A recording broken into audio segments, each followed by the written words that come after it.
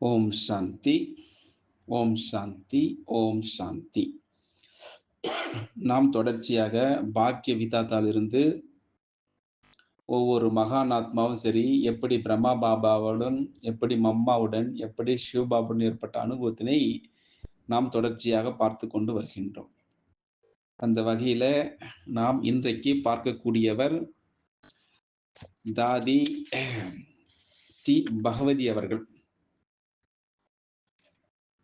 தாதி பகவதி அவர்கள் யக்ஞத்தினுடைய ஆரம்பத்திலேயே சமர்ப்பணமான ஆதிரத்னம் ஆவார்.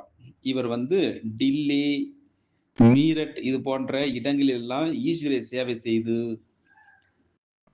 நிறைய ஆண்டுகளாக கிட்டத்தட்ட 50 ஆண்டுகளுக்கு மேலாக சஹாரன்பூரில் சேவை செய்து வந்தார். அவரை பற்றி இன்றைக்கு சுருக்கமாக நாம் பார்க்கலாம். தாதி பகவதி அவர்கள் நம்மிடம் பகிர்ந்து கொள்ளப் போகின்றார். அதாவது மம்மாவுடைய திருஷ்டி சக்திசாலியாக இருக்கும். அப்படி ஒரு நாள் இரவில் நிலவினுடைய ஒளியில் அமர்ந்து கொண்டு மம்மா அவர்கள் யோகம் செய்து கொண்டிருந்தார். அப்போ நான் அவருக்கு முன்னால் சென்று அமர்ந்து கொண்டேன்.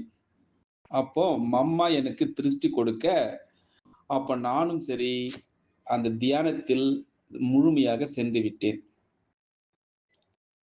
அப்போ தியானத்தில் நாலாபுறமும் சரி பிரகாசமோ பிரகாசம். அதன் நடுவே ஆல்மைட்டி பாபா தென்பட்டு கொண்டிருந்தார். அது மட்டுமா, அப்போ நான் பாபாவை பார்த்து கொண்டே இருந்தேன். எவ்வளவு அழகான அந்த பழைய நினைவுகள் பாருங்கள், சொல்லிக் கொண்டு வருகின்றார்கள். பிறகு மம்மா என்னிடம் கேட்டார்கள், என்ன பார்த்து கொண்டிருக்கிறீர்கள் அப்படின்று. அப்போ நான் மம்மாவிடம் சொன்னேன், நான் பாபாவை பார்த்து கொண்டிருக்கின்றேன். அப்போ திரும்பவும் அம்மா சொன்னார், சரி பாருங்கள், பாபாவை பார்த்து கொண்டே இருங்கள் அப்படின்று.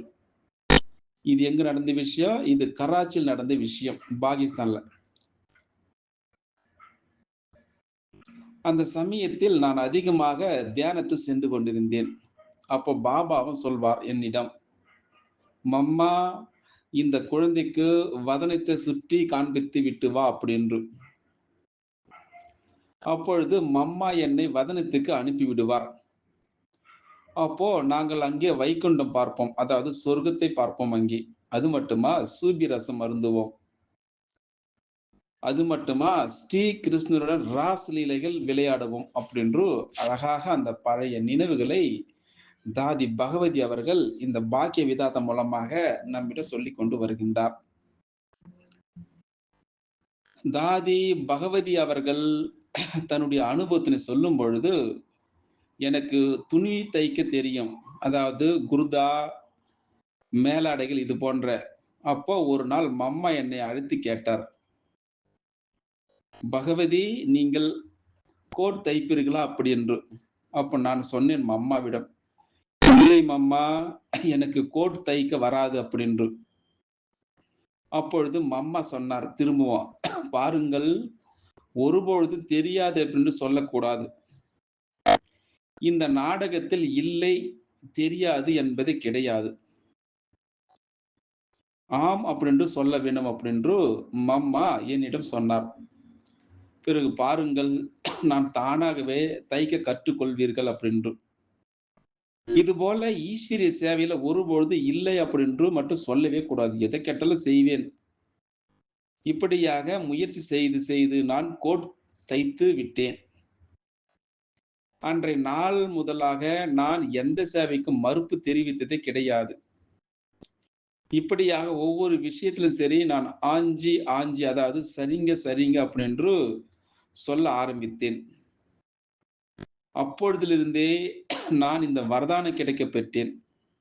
அதாவது எந்த செயல் செய்தாலும் அதில் வெற்றியே கிடைத்து வருகிறது அப்படின்று தாதி பகவதி அவர்கள் மம்மாவுடன் ஏற்பட்ட அனுபவத்தினை நம்மிடம் சொல்லிக் கொண்டு வருகின்றார்.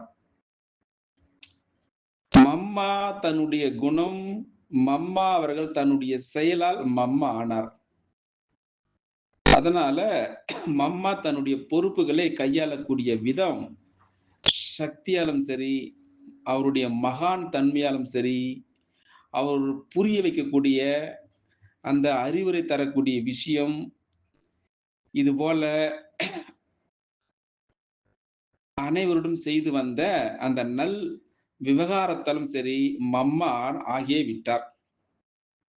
அதனால மம்மா தன்னுடைய அன்பும் சரி, மம்மா தன்னுடைய பாலனையால், சக்தியால் அனைவர் மனதிலும் இடம் பிடித்தார்.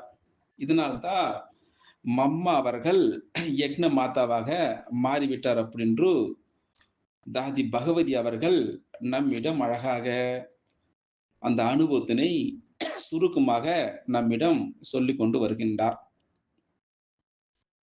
பார்ப்போம்.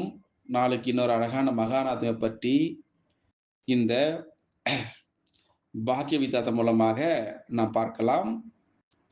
அச்சா. ஓம் சாந்தி. ஓம் சாந்தி. ஓம் சாந்தி. ஓம் சாந்தி. ஓம் சாந்தி. ஓம் சாந்தி.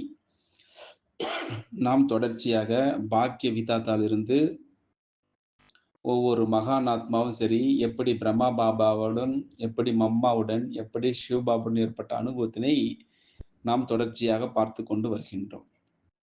அந்த வகையில நாம் இன்றைக்கு பார்க்கக்கூடியவர் தாதி ஸ்ரீ பகவதி அவர்கள். தாதி பகவதி அவர்கள் யக்னத்தினுடைய ஆரம்பத்திலேயே சமர்ப்பணமான ஆதிரத்னம் ஆவார். இவர் டில்லி, மீரட் இது போன்ற இடங்களில் எல்லாம் ஈஸ்வரிய சேவை செய்து நிறைய ஆண்டுகளாக, கிட்டத்தட்ட 50 ஆண்டுகளுக்கு மேலாக சஹாரன்பூரில் சேவை செய்து வந்தார். அவரை பற்றி இன்றைக்கு சுருக்கமாக நாம் பார்க்கலாம். தாதி பகவதி அவர்கள் நம்மிடம் பகிர்ந்து கொள்ளப் போகின்றார். அதாவது மம்மாவுடைய திருஷ்டி சக்திசாலியாக இருக்கும். அப்படி ஒரு நாள் இரவில் நிலவினுடைய ஒளியில் அமர்ந்து கொண்டு மம்மா அவர்கள் யோகம் செய்து கொண்டிருந்தார். அப்போ நான் அவருக்கு முன்னால் சென்று அமர்ந்து கொண்டேன். அப்போ மம்மா எனக்கு திருஷ்டி கொடுக்க, அப்ப நானும் சரி அந்த தியானத்தில் முழுமையாக சென்று விட்டேன். அப்போ தியானத்தில் நாலாபுறமும் சரி பிரகாசமோ பிரகாசம். அதன் நடுவே ஆல்மைட்டி பாபா தென்பட்டு கொண்டிருந்தார். அது மட்டுமா, அப்போ நான் பாபாவை பார்த்து கொண்டே இருந்தேன். எவ்வளவு அழகான அந்த பழைய நினைவுகள் பாருங்கள், சொல்லிக் கொண்டு வருகின்றார்.